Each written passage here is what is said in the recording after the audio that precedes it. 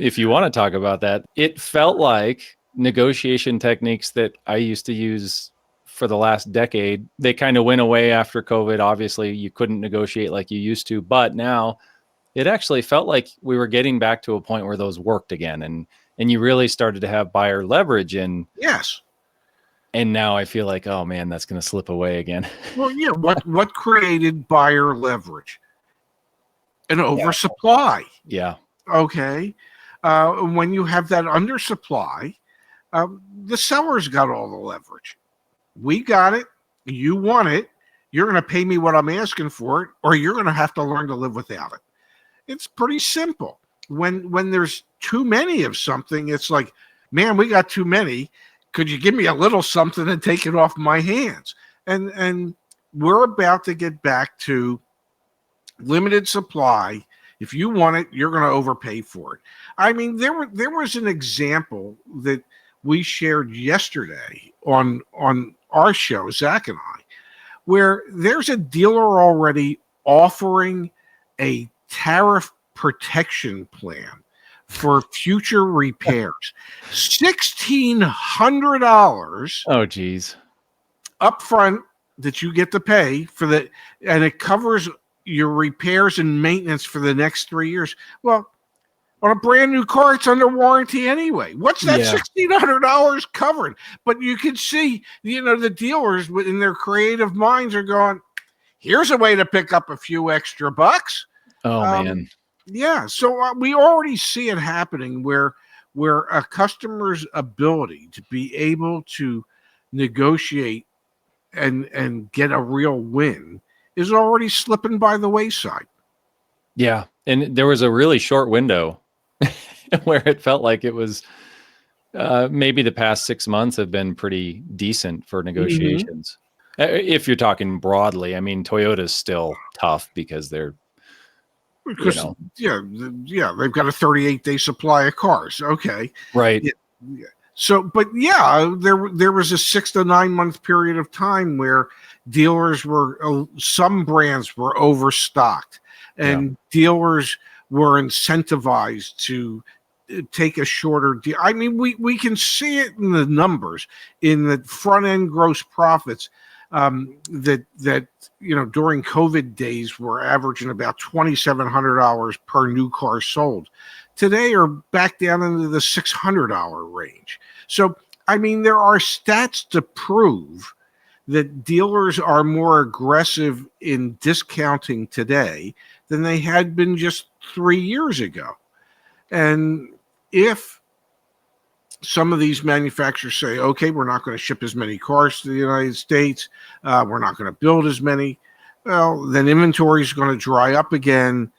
Then and I can just picture dealers today that have vehicles that were all invoiced prior to April 3rd saying, well, we know our replacement vehicle is going to cost more.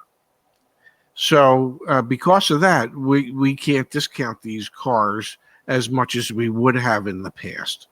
So people are already going to be asked to pay more for the existing inventory that tariffs haven't touched yet.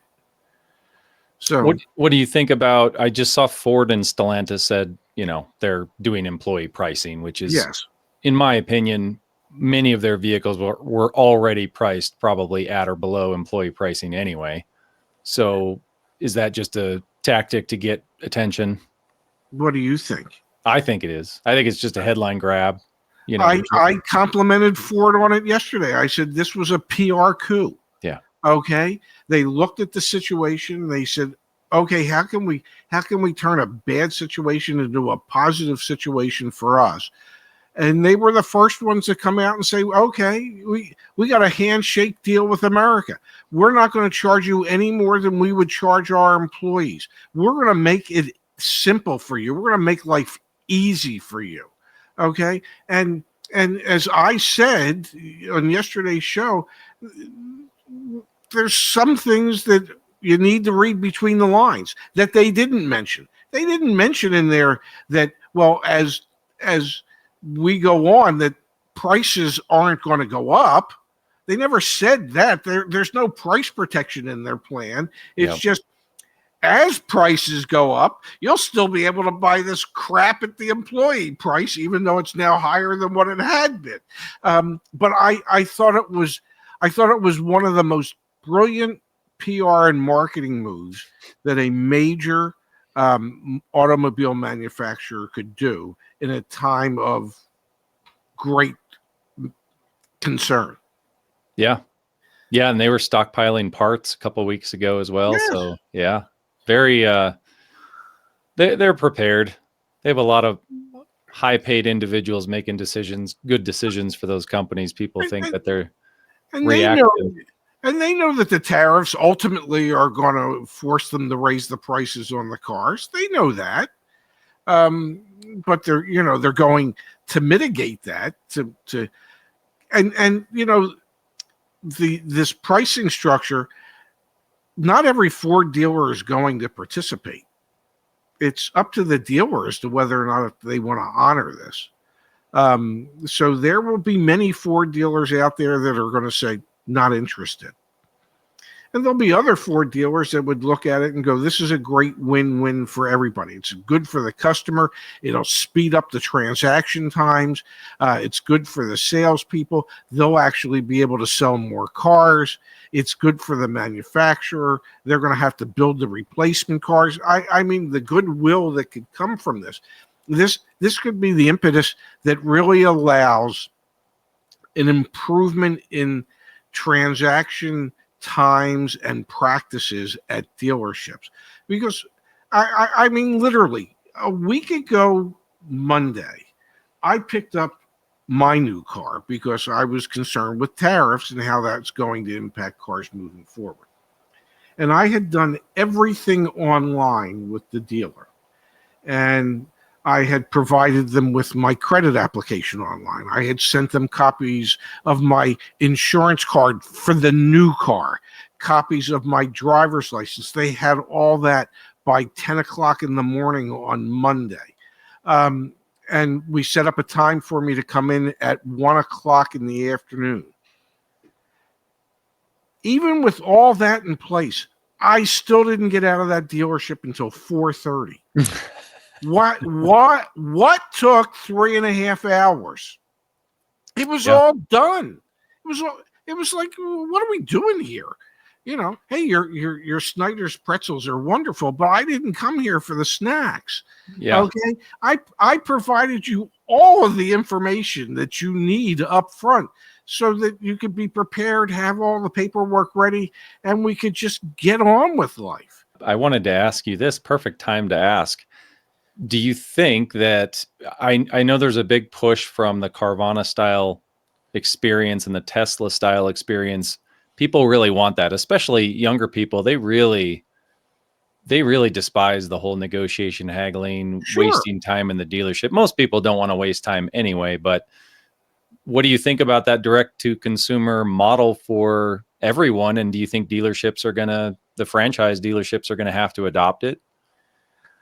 I think there's some type of hybrid plan. Yeah. Okay. I don't think you're going to take all the dealerships in this country and suddenly turn them into delivery agencies for the manufacturers. Because some manufacturers have talked about like an agency model where we'll just pay a delivery fee for every car. There's too many trillions of dollars invested in the dealerships, in the real estate, in the brick and mortar buildings. So as much as people say they like being able to buy a Tesla online, be done in 10 minutes, or a Rivian or whatever it is, I think that there are ways to improve the selling aspects through dealerships that could speed it up. But not quite be manufacturer to customer direct. Yeah. So I think there's some hybridization of what we know today as the dealership model and what we know today as the direct to consumer model, that there's something in the middle that would serve both well. And obviously, I think manufacturers would buy into it. The tough part is getting dealers to buy into it, but slowly but surely, dealers' minds are going to be changed. Yeah. Hopefully it doesn't take another century and a quarter to do that, but it worked well for Tesla. That was actually one of the best experiences I've ever seen with buying a car. Even the test drive experience is just so impressive. You take your phone, log into their website, set up your test drive. In 30 minutes, you're in their car, and you just walk up to the car with your phone. I mean, to me, that's using software-defined vehicles in the right way. But yes. I'm so against tracking and insurance and all that other stuff that it's like it's a double-edged sword. But yeah, it will be interesting to see where that whole thing goes. I mean, Tesla's really, they push the market forward with a lot of these ideas, and everybody's just, I feel like they're just playing catch up with the ideas. Yeah, I'm telling you, I think there's something between the two that will improve the experience for the dealer and the customer and the manufacturer, because the manufacturer's always concerned about the experience that the customer has trying to buy their product. So I think there will continue to be improvements. I think CarEdge is one of those forces that is causing some dealerships to rethink how it is that they're doing business. And I always wanted to change how we sold cars in this country. I was one guy battling, the big players out there. My son, God bless him, he's actually making some inroads now. Will enough of those inroads happen in my lifetime? Well, I kind of sort of doubt it. But Zach's going to be 30 in July, so there's a lot of time left for him to really impact how cars are bought and sold in this country. And I think that incrementally he and his team at CarEdge is really making a difference in how some dealerships approach this. Yeah. So. Yeah, it's a good balance, and it's probably hard. I would imagine it's difficult for him to balance this. I've seen a lot of pushback from dealerships to Zach, and it's a game of, sometimes it's just keep pushing forward with good intentions, and eventually everybody will come around. Hopefully.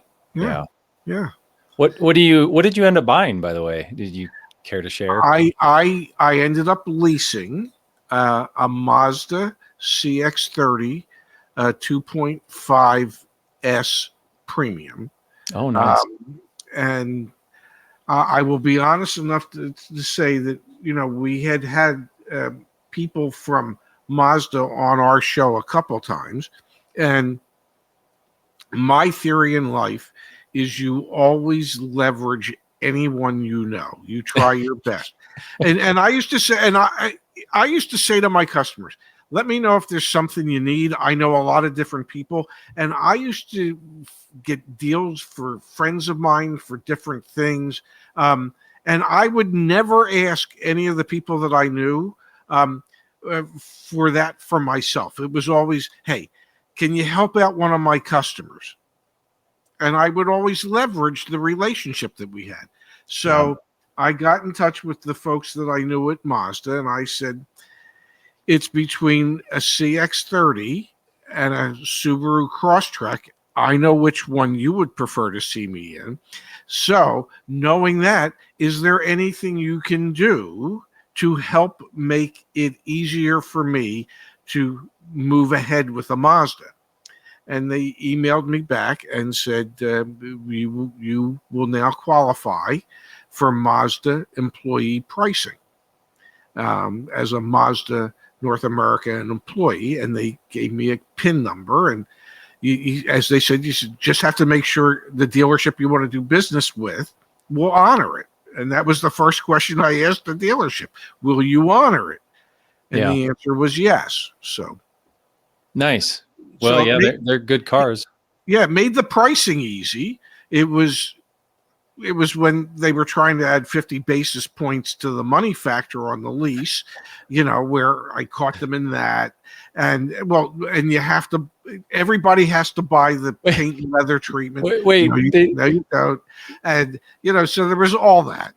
Wait, they had to know who you were, though. I told them. You're telling me that someone actually thought, do you think they were doing it for fun to try to test to see if you would push them? Because in my first email, I told them who I was, my son's company, our company, that I had spent 43 years in retail automotive managing dealerships. Okay. So they knew exactly who I was.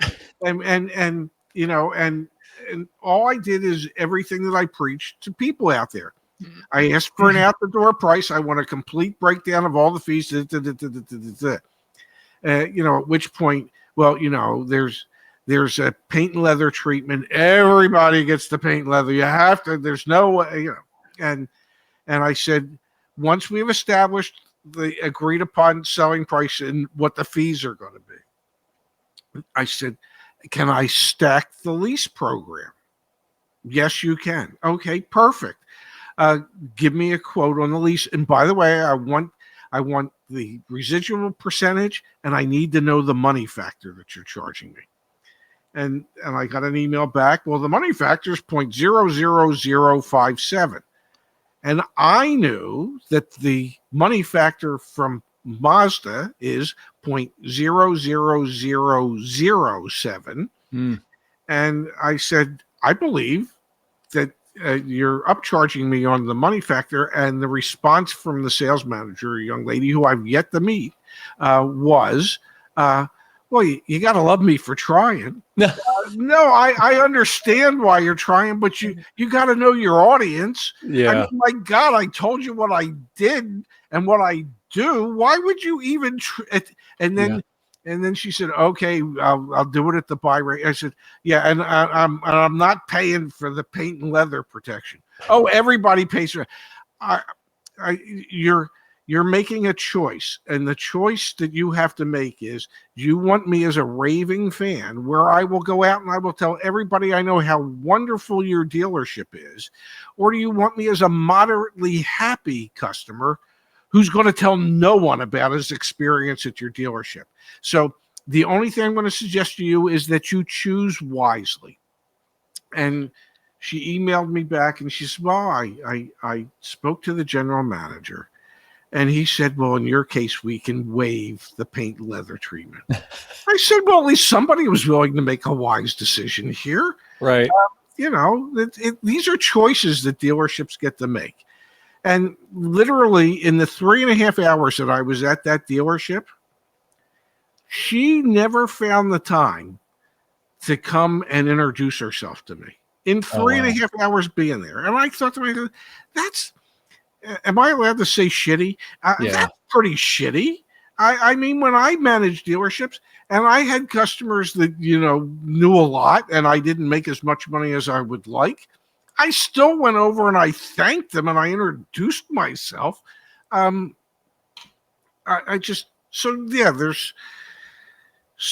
haven't even gotten a phone call from anybody at the dealership thanking me for my purchase. Not from the salesperson that she gave me to, not from the sales manager, not from the general manager. Wow. And it's like, I would love to go there and just train these people for a day, but I don't think they could afford to pay me to do that. Yeah, right. Yeah. Well, yeah, and then younger people will say, well, see, there you go. That's why we just need direct to consumer, because they don't care anyway. I would have loved to have told her my bushel basket of potatoes story, because this is how I used to look at every month. That my job when I was managing the dealership was that the owner expected me to fill a bushel basket with potatoes. We're potato farmers, and I have to fill that bushel basket. And sometimes I'm going to be able to get some big potatoes at harvest, and they're going to take up a lot of room in the bushel basket. And then other times there's going to be like medium-sized potatoes, and then there's going to be small potatoes that are fillers, but they fill up the basket. So at the end of the month, I got that full basket. So just look at me as a small potato. Okay, Yeah. I don't have to be your big potato or your medium sized potato. I know too much for me to be anything other than a small potato. Right. And when I used to share that story with customers, and I used to say to them, "Would it be okay with you if I treated you like a small potato?" They go, "Yeah, please, of Yeah. course." Just people don't want to be taken advantage of. Yeah. Even people who spent 43 years managing those dealerships, I didn't want to be taken advantage of. And I didn't appreciate the fact that she would take that shot on the money factor. Oh yeah. Like I'm some rube out there. I'm surprised. I'm really surprised that someone tried. I mean, other than just the entertainment factor of it, or to see if you're tired and worn down and like, oh, well, maybe he just won't care because he's busy all the time. Yeah, well, I when presented with the opportunity to be open and transparent, most times dealers will not accept that, and they will continue to do what they've always been able to get away with. And we want them to change that. That's what I mean. Think about it. If there's no reason I should have been there for 3.5 hours. So No. if there's some hybrid selling process where a salesperson could, instead of spending 3.5 hours with me on a done deal before I got there, spend an hour. Well, that meant if it's only taking an hour at a time, and as opposed to 3.5 or 4, think of how many more customers that salesperson could talk to. Think of how many more cars they could sell. Yeah. It's just, I don't know. Yeah. Call me silly. You can call me silly. Well, what made you decide on Mazda? I mean, people say I'm too negative on the planned obsolescence of newer vehicles and yes, and what I think is just profit motives everywhere. It's down to the millimeters of aluminum being shaved off of every single part. And yeah, I think vehicles they're more comfortable to ride in. They have more technology. They have better ride quality a lot of the time, but I don't think long-term reliability is going to be anywhere near what it used to be. I don't know that I disagree with that. The beauty of it is that I drive about 200 to 2,500 miles a year. Wow. I don't drive a lot. Yep. So longevity is not that much of a concern for me. But the reason I chose the Mazda is my previous car was a Mini Clubman SR4. So and my previous 5 cars had been Minis. So I'm used to the ride and the handling and the performance aspects of a Mini. And I figured I didn't want to spend more than, or look at a vehicle that was more than $35,000. So that left me with either a Crosstrek or a CX-30.